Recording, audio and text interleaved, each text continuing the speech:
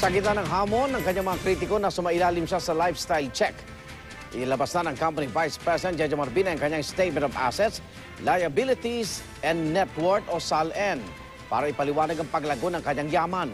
Saksi si Ruth Cabal.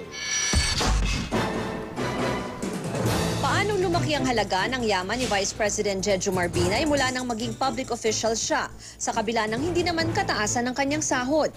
Yan ang tanong ng ilang kritiko, lalo 2.5 million pesos lang ang net worth ni Binay noong maging Makati Mayor siya noong 1988. Habang 60 million pesos na ito ngayon base sa pinakahuling SALN niya noong 2013. Git ng kanyang kampo, ang pinakamalaking kita raw ng mga Binay hindi naman mula sa sahod lang kundi sa kanilang mga negosyo kabilang ang isang farm. Nang ipagtanong ito ng GMA News sa Batangas, sa lugar na ito kami tinuturo ng mga residente at ng ilang barangay officials. Wala pang tugon ang mga Binay kung ito nga ang farm. Pero sabi ng kanyang kampo, may JCB farm daw si Binay, isang babuyan na pangunahing supplier ng isang kilalang meat shop. Kumita raw ito ng mahigit 44 million pesos mula 1994 hanggang 2010. 20 million pesos daw ang kinita ng flower shop ng asawa ni Binay na si Dr. Elenita Binay mula 1989. Dagdag din daw sa yaman ni Binay ang 18.6 million pesos na pinagsama-samang sweldo ni Binay bilang pribadong abogado at opisyal ng gobyerno. Sinama rin daw ni Binay sa SALN ang 13.4 million pesos na sobra sa natanggap niyang campaign contributions noong 2010 elections. Dagdag din sa yaman ni Binay ang 8 million pesos na pinagbentahan ng kanyang lupa sa Alfonso, Cavite. When the Vice President won the elections in 2010, he divested all business interests.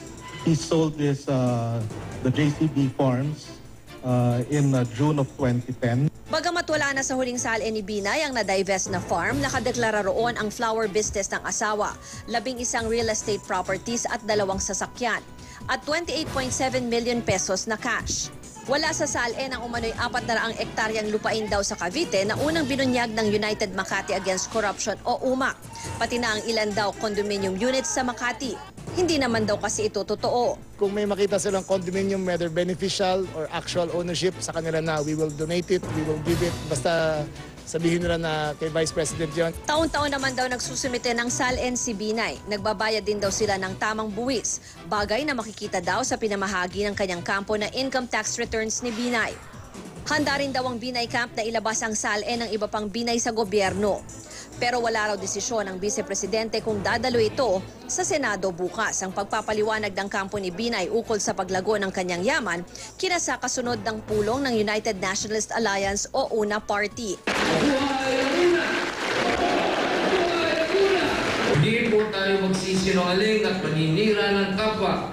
Magiging kasangga tayo sa pagtaguyod ng malinis na halalan. The way I look at it, parang ano to mga politiko kakapit ngayon dyan, parang kiss of death yan. I don't think so. We just got our numbers in. We're very confident that the Vice President maintains his lead. The Vice President maintains the trust of the people. Nanumpa ang mga opisyal at miyembro ng UNA Party dahil bagong partido ito. Pero sinunod ang pangalan nito sa alyansa ng Puwersa ng Masang Pilipino ni Manila Mayor Joseph Estrada at PDP laban ni Binay na binuo para sa 2013 elections. Kumalasa kasi si Binay sa PDP laban kung saan kakampi niya noon si dating Senador Aquilino Pimentel. Presidente nito si Coco Pimentel na tumakbo sa administrasyon imbis na sa UNA.